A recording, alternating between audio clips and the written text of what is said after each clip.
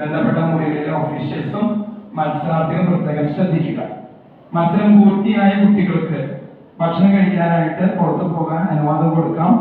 പക്ഷേ പുറത്തു പോകുമ്പോൾ പ്രത്യേകിച്ച് നിങ്ങൾ ഓരോരുത്തരും ശ്രദ്ധിക്കണം.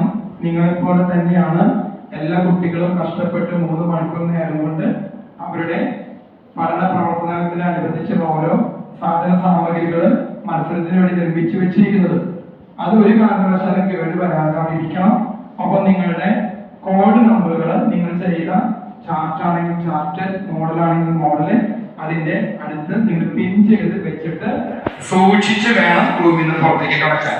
ഭക്ഷണം കഴിക്കേണ്ടത് മത്സരം നടക്കുന്ന വേദിയിൽ വെച്ചിട്ടല്ല, പുറത്തു പോയി എവിടെ ഒഴിവുള്ള ഇരിപ്പിടങ്ങൾ കണ്ടെത്തി ഭക്ഷണം കഴിച്ച് എത്രയും പെട്ടെന്ന് തിരിച്ചു വരണം. ജഡ്ജസ് ഇപ്പോൾ തന്നെ മുറികളിലേക്ക് വരാൻ സാധ്യതയുണ്ട്. അതുകൊണ്ട് നിങ്ങൾ ഭക്ഷണം വേഗത്തിൽ കഴിച്ച് തിരിച്ച് നിങ്ങൾ മുറികളിലേക്ക് വരണം. ജഡ്ജസ് വന്ന് മൂല്യനിർണ്ണയം കഴിഞ്ഞ് മൂല്യനിർണ്ണയം അവസാനിച്ചു, കുട്ടികൾക്ക് പോകാമെന്ന് ജഡ്ജസ് പറഞ്ഞെങ്കിൽ മാത്രമേ മത്സരം അവസാനിപ്പിച്ച് പോകാവൂ. 5 മിനിറ്റ് സമയം മാത്രമേ ബാക്കിയുള്ളൂ എന്നൊരിക്കൽ കൂടെ അറിയിക്കുന്നു.